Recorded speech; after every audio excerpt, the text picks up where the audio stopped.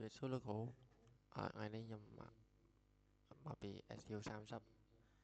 nhưng chúng hay rộng mấy tại ngày nay nhằm năng để kho tên install ASH năng Linux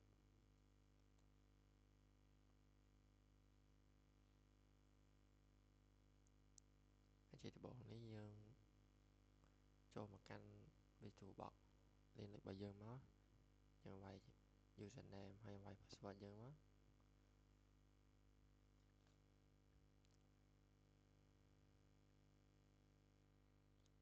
automatic chương comment sudo update version automatic chương sudo update nó bây giờ dương update job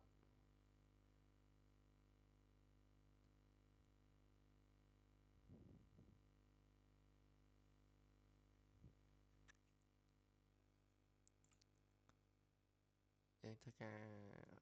installចាប់ដើម install ទៅលើ ASA server ហ្មងដែលយើងប្រើ command sudo apt install open ASH dash hai server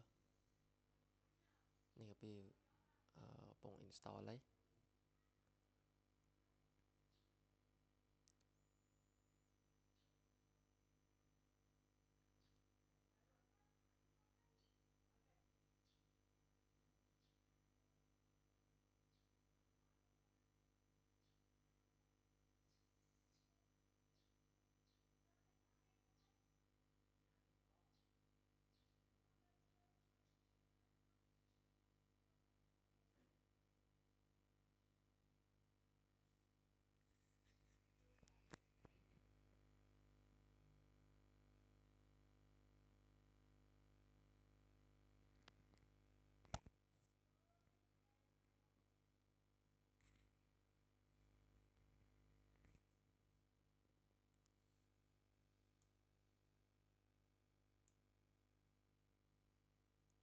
នេះគឺវា install ហើយ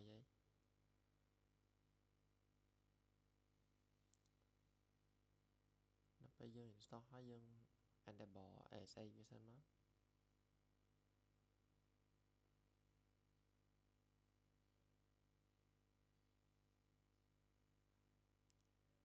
យើង enable វាហើយយើង check status វា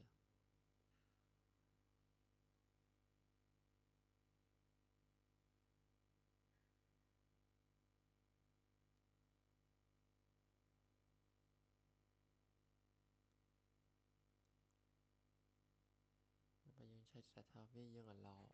ASA វាមួយទៅហើយយើង check IP address របស់យើងបន្តមកយើងចូលទៅកាន់ Windows PowerShell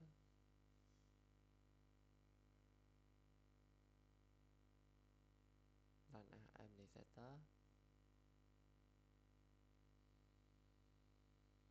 បន្តមកគឺយើង ping ទៅលើ IP របស់យើងដែល IP របស់យើង 172.20.10.0/20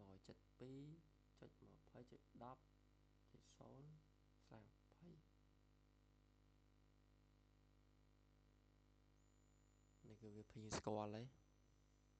ដល់ពេលវា ping ស្គាល់យើង connect មក ASA យើងមកន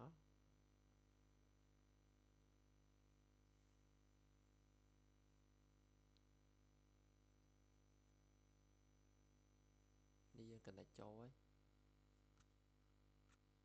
ការងារខ្ញុំមានតែប៉ុណ្ណឹងអរគុណលោកគ្រូ